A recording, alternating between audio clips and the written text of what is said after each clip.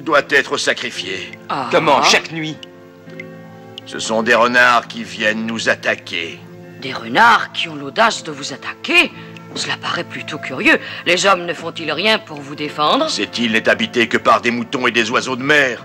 L'hiver dernier, il faisait si froid que la mer fut gelée. 3 renards arrivèrent sur la glace et restèrent ici. Les hommes de la grande île de Gotland sont bien venus une fois ou deux pour essayer de les chasser, mais ils s'en retournèrent sans avoir réussi.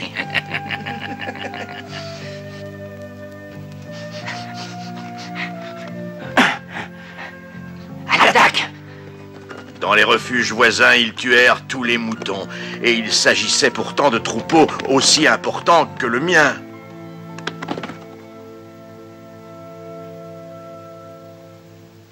Nous sommes désespérés d'être ainsi sans défense. En fin de compte, nous préférerions vivre dans un enclos près d'une ferme, sous la protection des hommes et de leurs chiens, comme les moutons de la grande île. Vous sacrifieriez votre liberté?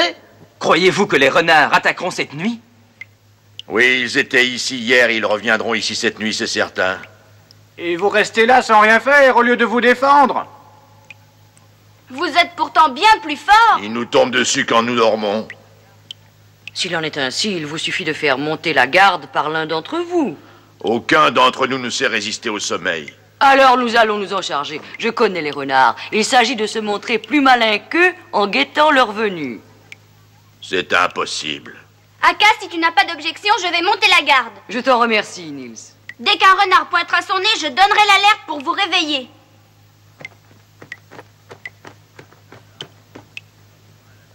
Si tu t'installes là en haut, tu domineras la situation.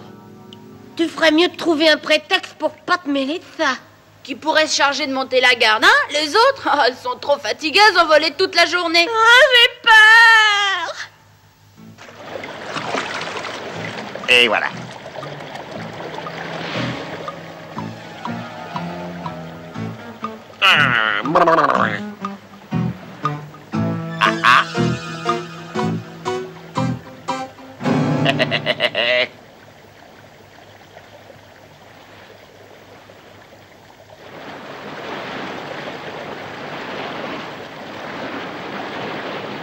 Cette nuit a l'air d'être peuplée de tous les fantômes et tous les monstres qui hantent cette île. Tu l'as voulu, tu l'as eu. Je t'avais prévenu.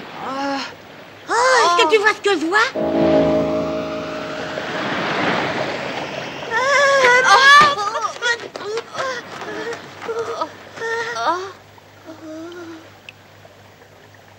Je viens de voir un monstre.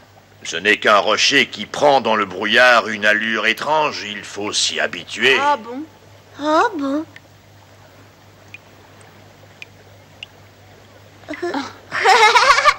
Refait. Mais êtes-vous certain de pouvoir monter correctement la garde? Vous ne verrez jamais les renards si un simple rocher vous affole. C'est très différent. Ça, j'en doute fort. Tu doutes de tout, sac à laine, même qu'on puisse se défendre. J'ai de l'expérience. Non, c'est de la couardise. Ce n'est pas pour rien que les hommes disent que vous êtes stupides. Les hommes disent ça de nous? Ils disent aussi que bêtement, vous suivez toujours sans réfléchir le premier qui court. C'est blessant. Je croyais qu'entre les hommes et nous existait un accord de protection mutuelle. Nils? Ah, il y a quelqu'un qui vient.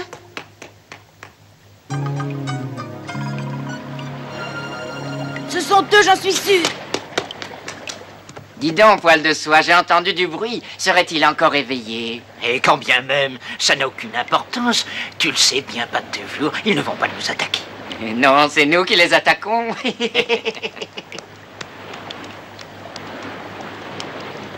Il faut attendre de les voir à l'entrée, as-tu compris? Oui, j'ai compris.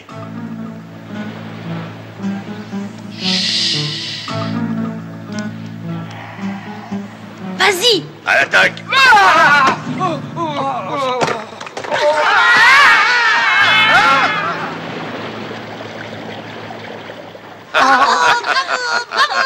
Tu as vu, c'est très facile, faut jamais se décourager, c'est tout. Je dois te remercier, petit lutin. Tout seul, je n'aurais jamais osé. Ces deux-là ne reviendront pas de sitôt, après le coup de corne que tu leur as flanqué.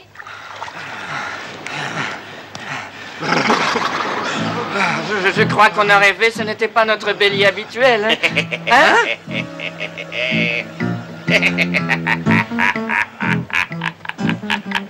Si tu en as le courage, descends. Non, vous feriez mieux de monter. Peut-être que je pourrais vous donner un bon conseil.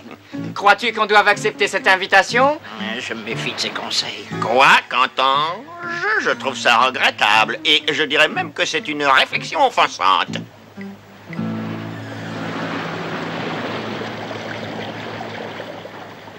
Il a des cheveux blancs et au bout de sa tuque est attaché un sifflet à roulette. Il est tout petit, aussi petit qu'un lutin ou qu'un gnome, mais aussi malin qu'un homme adulte. Tu as oublié de te présenter. Qui es-tu? Je n'ai pas le temps de m'occuper de ces formalités. Il faut qu'on mange. Il ne faut pas vous laisser manger. Chaque fois que vous apercevrez un renard à l'entrée, il faudra l'attaquer. Si vous n'aviez pas dormi, vous auriez vu comment j'ai vaincu les renards. Ce n'est pas difficile, il suffit de lui donner un grand coup de tête dans le ventre. Vous ne sentirez rien, ça ne vous fera pas mal. Il faut vous décider à vous remuer, nom d'un petit bonhomme. Ils dorment. Oh.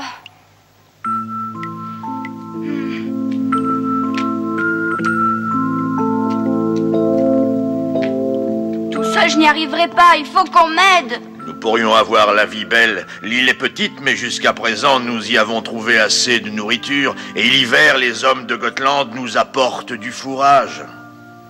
Non, ne ferme pas les yeux, sinon tu vas t'endormir.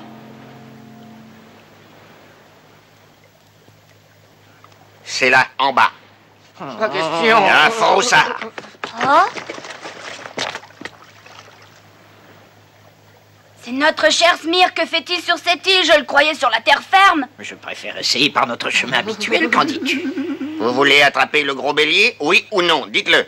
Si vous voulez que je vous aide, faites ce que je vous dis. Oui, ça va. Alors nous allons répéter notre cri de guerre pour être sûr de leur faire peur tout à l'heure. Ah! Ah! Ah! Ouais, ça peut aller. Venez.